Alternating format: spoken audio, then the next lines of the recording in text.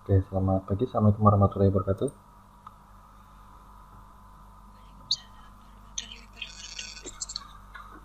Oke, oke. Ya, terima kasih. Jadi hari ini kita akan melanjutkan kuliah ya terkait dengan uh,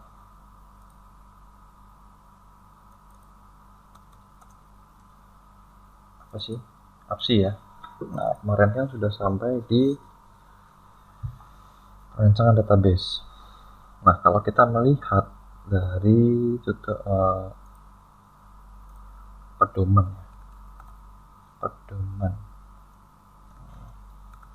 panduan, amik mana sih?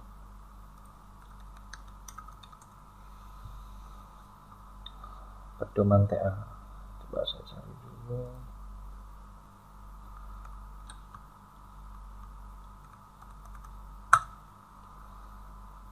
Pedoman tugas akhir ini ya. 2020. Pak, maaf kurang keras sama itu putus-putus. Iya kan? Yang lain putus-putus nggak? Oh, saya belum share screen ya. Bentar. Sudah jelas suaranya? Sudah. Putus-putus? Nah gitu Pak, bisa. Nggak putus-putus? Oke. Tadi di mana ya? Kan kamu sih mahasiswa. Oh, ini dia. Upload pedoman. Kita download juga ya.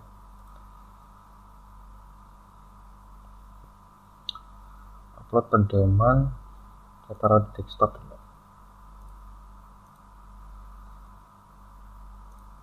Oke. Nah, ini dia.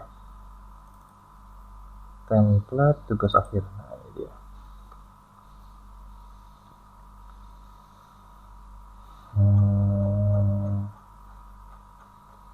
Ini ya. Perancangan, analisis dan perancangan. Nah, nanti ada perancangan sistem itu sudah kita bahas. Analisis desain database. Oke. Kok sekarang nggak ada IRD ya? Oke. Desain database. Nah, ini dia desain database. Itu nanti akan membahas tentang UAS APSI.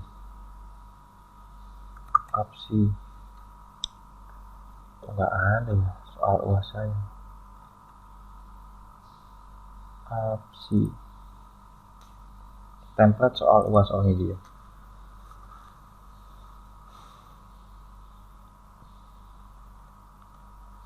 DFD perancangan database relasi tabel. Oh, sini juga nggak ada. Harusnya ada ini perancangan basis data.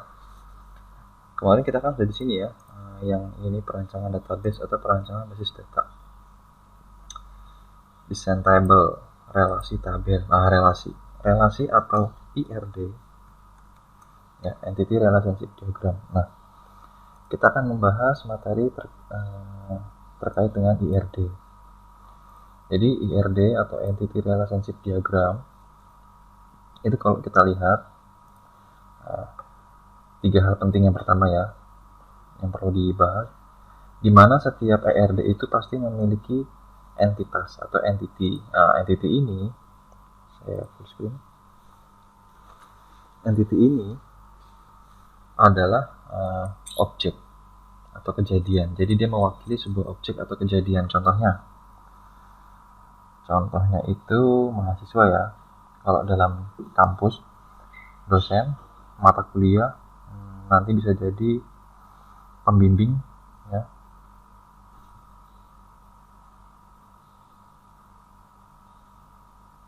Nah, intinya entity ini dalam sebuah IRD nanti dia pasti akan menjadi sebuah tabel. Pasti jadi tabel. Kalau pembimbing berarti pembimbingan terdiri dari dosen dan mahasiswa. Berarti isinya tabel pembimbingan ini itu ada dosen, ada mahasiswa. Bagaimana cara memasukkannya nanti akan kita bahas. Selanjutnya ada atribut. Atribut itu bisa dibilang properti yang membedakan objek satu dengan lainnya. Contoh kalau mahasiswa itu kan punya NIM, nama, alamat. Ini pasti berbeda-beda toh setiap entitas. Nah, inilah yang dinamakan atribut. Lalu hal penting terakhir dalam IRD adalah yang dinamakan relasi atau hubungan entitas dengan entitas yang lainnya. Ya. Oke, nah, contoh seperti ini. Entity tadi ya, entity ini entity disimbolkan dengan kotak. Atribut disimbolkan dengan elips yang menempel di sini. Nggak usah pakai panah ya tadi. Yang menempel di sini. Nah, di NPM, nama, apalagi tadi alamat ya. Nah, jurusan, punya kode jurusan, punya nama jurusan, punya jenjang jurusan. Hubungan kedua entitas ini dinamakan relasi, simbolnya belah ketupat ini atau diaman ini. Nah, ini ada panahnya. Jadi mahasiswa memiliki jurusan. Ya. Next. Hal penting selanjutnya dalam sebuah IRD adalah adanya primary key. Apa itu primary key? Nah, primary key itu nilainya yang unik, tidak boleh sama dengan yang lainnya. Syarat primary key. Nah, dia. Contoh ini ada sebuah tabel mahasiswa, tabel mengambil, tabel mata kuliah. Coba kita lihat mana yang menjadi primary key. Syaratnya tadi apa? Syarat untuk menjadi primary key adalah bersifat unik dan minimal unik ya, tidak ada yang sama. Tidak ada yang sama. Minimal, tidak ada yang menyerupai. Jadi kalau bisa itu yang paling sedikit nilainya. Terus tidak boleh bernilai 0, tidak boleh kosong. Kalau kita lihat di sini, menurut teman-teman, syarat pertama tadi apa? Bersifat unik, tidak boleh sama. Jurusan, kan tabel mahasiswa ya. Jurusan nilainya sama ya. Ini tidak. TK dengan ini sama. Jenis kelamin laki-laki, perempuan laki-laki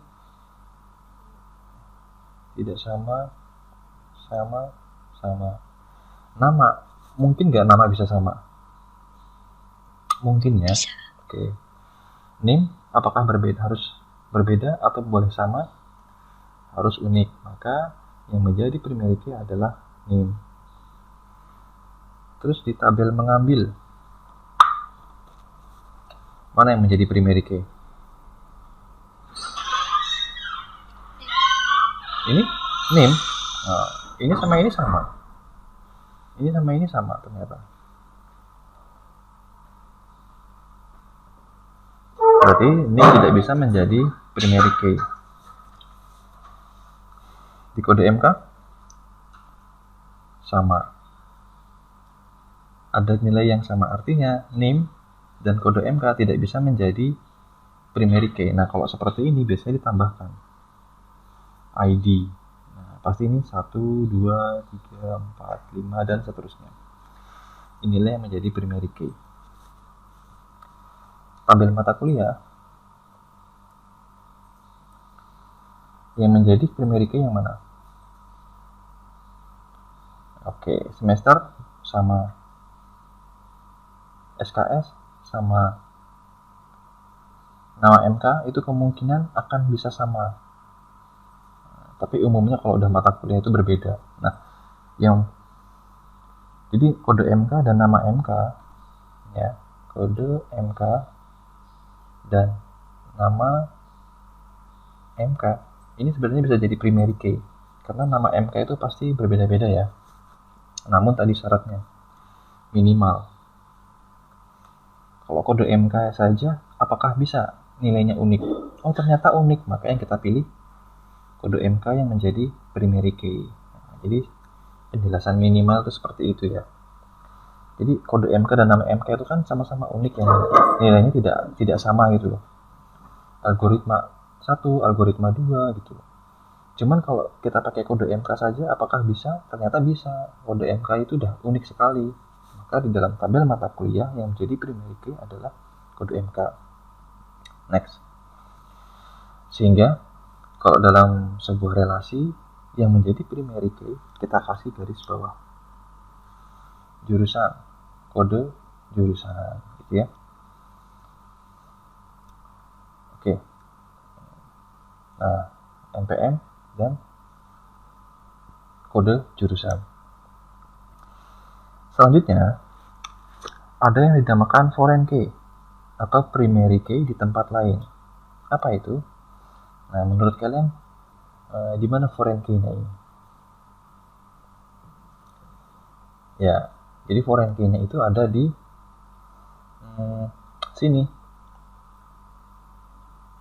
Nah, di dalam relasinya NPM dan kode, kita kasih garis bawah 2 untuk membedakan. Jadi si relasinya ini itu memiliki atribut sendiri. Minimal adalah foreign key, primary key dari tabel yang berelasi. Nah, apakah bisa ditambahkan? Bisa, tergantung kasusnya nanti. Contoh seperti tadi nih ya. Nah, ini mengambil ya. Mengambil itu seperti memiliki. Nah, memiliki ini ternyata tidak ada yang bisa menjadi primary key, maka kita tambahkan ID. Nah, inilah yang menjadi primary key di relasi memiliki. Jadi bisa kita tambahkan atributnya. Selanjutnya, hal penting dalam ERD adalah derajat kardinalitas. Apa itu derajat kardinalitas? Hubungan antara tabel dengan tabel yang lainnya. Contoh gini, ada yang dinamakan dengan 1 to 1, ada yang dinamakan 1 to many, ada yang dinamakan many to many. Nah, kalau ini simbolnya seperti ini. Kalau 1 to many simbolnya seperti ini. Kalau many to many simbolnya seperti itu. Contohnya,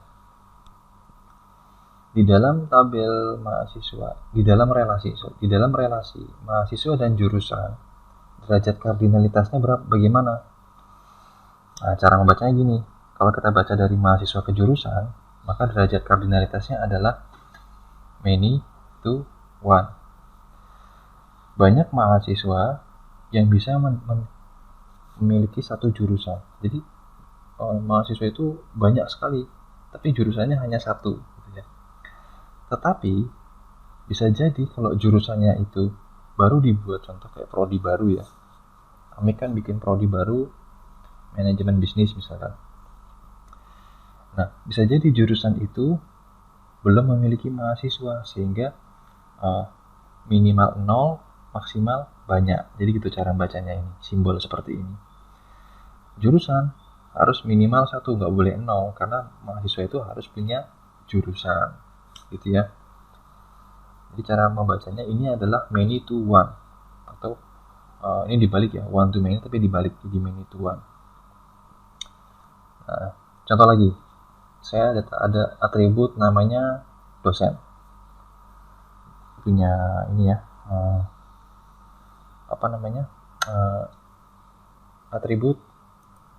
entity dosen punya atribut NIP, nama dan alamat. Lalu ada tabel mata kuliah dengan atribut SKS, nama dan kode mata kuliah. Nah, bagaimana relasinya? Relasinya dosen mengajar mata kuliah. Di sini saya tambahkan ya, dosen itu punya NIP. Lalu mata kuliah primary key-nya di mana? Nah, di sini ya, mata kuliah. Nah, kita lihat sekarang derajat kardinalitasnya. Ternyata many to many. Many to many. Jadi banyak dosen bisa mengajar banyak mata kuliah. Satu dosen itu kan bisa mengajar 2-3 mata kuliah. Nah, dan satu mata kuliah bisa diajar oleh banyak dosen. Jadi misalkan mata kuliah sistem basis data. kasusnya kalau di kampus besar itu bisa diajar oleh 3-4 dosen. Nah kebetulan kalau di AMIK satu mata kuliah diampu satu dosen, jadi kalau derajat kardinalitasnya seharusnya kalau di AMIK ini jadinya cuma saya print screen. Jadi kalau di AMIK hilangkan dulu ya. Nah kalau di AMIK derajat kardinalitasnya itu kegedean satu dosen satu dosen mengajar satu mata kuliah. Jadi seperti ini, 1 to 1 kalau di AMIK ya. 1 to many, minimal 1 dosen itu minimal mengajar satu mata kuliah, nggak boleh tidak mengajar. Jadi kita isi 1. Jadi gini ya, satu dosen mengajar banyak mata kuliah dan minimal diampu oleh 1 dosen. Gitu. Oke, kembali ke kasus tadi. Nah, karena many to many, kalau many to many itu bisa kita tambahkan atribut baru, nanti dia akan menjadi sebuah tabel. Ya, karena many to many banyak foreign key-nya, ada NIP, ada kode mata kuliah. Makanya akan menjadi tabel mengajar. Nanti akan menjadi tabel mengajar, maka kita tambahkan atribut tahun dan semester. Apa hubungan mahasiswa dengan dosen? Apa hubungan mahasiswa dengan mata kuliah? Ya. Nah, ini dihubungkan dengan mahasiswa mengikuti mata kuliah yang diajarkan oleh dosen. Jadi mahasiswa mengikuti mata kuliah yang diajarkan oleh dosen. Nah, gitu cara bacanya ya. Adalah di sini mungkin nanti menjadi tabel KRS ya, yang sering kalian lakukan di awal perkuliahan. Nah, sebelumnya Pak Arif memplotting atau akademik memplotting dosen mengajar apa, mata kuliah apa. Nah, muncullah di KRS dan kalian mengikuti. Selain itu, hubungan mahasiswa dengan dosen juga ada tambahkan ID mengajar ya. Karena dia menjadi sebuah tabel, maka kita perlu menentukan yang menjadi primary key-nya. Nah, di sini kita tambahkan ID mengajar. Di mana derajat kardinalitasnya adalah banyak mahasiswa bisa mengikuti banyak mata kuliah yang diajarkan. Nah, maka ini bisa menjadi tabel sendiri. Tadi jadi tabel KRS ya. Oke. Jadi kan kalau ada many to many, maka dia akan menjadi sebuah tabel. Relasinya akan menjadi sebuah tabel. Di tempat kita namanya KRS, atau di tempat yang lain namanya KHS atau KRS-an gitu ya. Terus apa hubungan mahasiswa terhadap dosen? Pembimbingan tesis seperti yang saya bilang tadi. Banyak mahasiswa atau bisa 0 mahasiswa ya, minimal 0, maksimal banyak. Bisa jadi kan dosen tidak membimbing ya, ada mahasiswa yang tidak dibimbing oleh dosen. Nah, dosen minimal 1, berarti ini hubungannya kalau kita membaca dari mahasiswa ke dosen, many to 1, banyak mahasiswa yang berhubungan dengan 1 dosen. Karena bisa jadi dosen itu mengampu atau membimbing 3-4 mahasiswa. Lalu apalagi hubungannya? Nah, ternyata ada perwalian atau dosen PA ya, di tempat beberapa kampus namanya PA. Banyak mahasiswa atau bisa jadi satu dosen tidak mem-PA-in satu mahasiswa. Jadi cara menggambarnya seperti ini. Dan ada lagi mata kuliah namanya mata kuliah prasyarat. Jadi tabelnya ini karena dia hubungannya many to many, maka dia bisa menjadi sebuah entity tabel. Jadi nanti bisa jadi kode mata kuliah,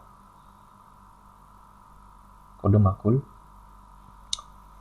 1, kode makul 2. Ini makul yang pertama, makul yang kedua. Jadi untuk bisa mengambil makul yang kedua harus ada kode makul yang pertama. Nah, itu namanya prasyarat ya. Kalau mengambil mata kuliah yang kedua sementara makul yang pertama belum ada, maka tidak bisa mengambil kode makul yang kedua. Nah, jadi kalau many to many itu pasti akan menghasilkan sebuah tabel. Di mana primary key-nya mungkin jadi ID prasyarat. Nah, ini primary key-nya. Oke, kira-kira seperti itu. Ada pertanyaan? Discard. Berapa menit saya jelasin tadi? 20 menit.